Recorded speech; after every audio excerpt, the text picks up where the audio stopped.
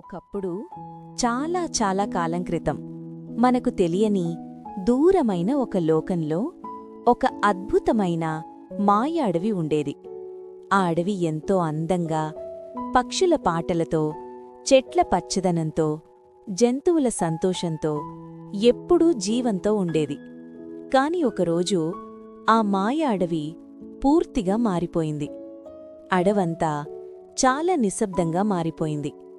పక్షుల పాటలు లేవు, జంతువుల కదలికలు లేవు, చెట్లు కూడా గాలికోసం ఎదురుచూస్తున్నట్టుగా నిశ్చలంగా నిలబడి ఉన్నాయి. అలాంటి నిశ్శబ్దంలో ఎక్కడో ఒక చిన్న గుండె బలంగా కొట్టుకుంటోంది.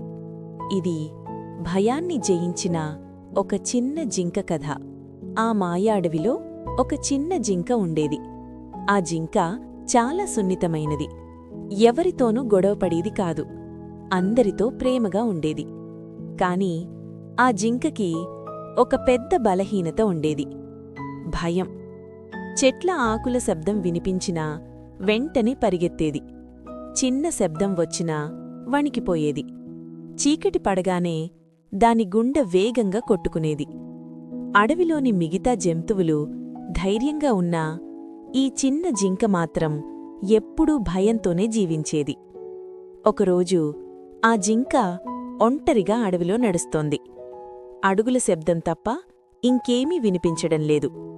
అప్పుడే దూరంగా ఒక చిన్న శబ్దం.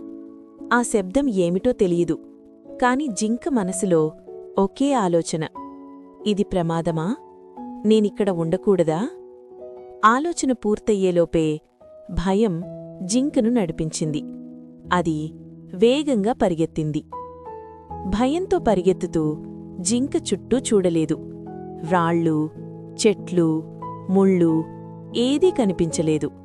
అలా పరిగెత్తుతూ ఒక లోతైన కొండ అంచుకు వచ్చింది. ఇంకో అడుగు వేసుంటే అన్నీ అక్కడితో ముగిసిపోయేవి.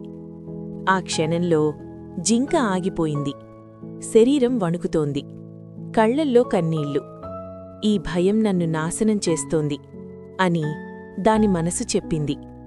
ఆ నిశ్శబ్దంలో జింకకు ఒక స్వరం వినిపించింది. అది బయటనుంచి వచ్చిన శబ్దం కాదు, అది దాని అంతర్గత స్వరం. నిజంగా ప్రమాదముందా, లేదా నా భయమే నన్ను మోసం చేస్తోందా? జింక మొదటిసారి ఆగి ఆలోచించింది. చుట్టూ చూసింది. ఏ శత్రువూ లేదు, ఏ ప్రమాదం లేదు. అప్పుడు దానికి అర్థమైంది: భయం నిజం కాదు, ఆలోచించకుండా పరిగెత్తడమే భయం. ఆ రోజు చిన్న జింక ఒక నిర్ణయం తీసుకుంది: నేనిక భయంతో కాదు, ధైర్యంతో జీవిస్తాను.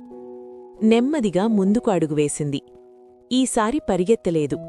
శబ్దం వచ్చినా ఆగి చూసింది.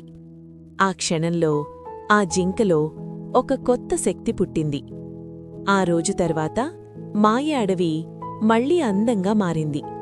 జంతువుల ఆటపాటలతో అడవంతా సంతోషంతో నిండిపోయింది. పక్షులు మళ్లీ పాటలు పాడాయి. ఆ చిన్న జింక ఇక భయపడే జింక కాదు, అది ఎంతో ధైర్యంగా, ఎంతో ఆనందంతో అడవంతా తిరుగుతోంది. అది ధైర్యానికి గుర్తు.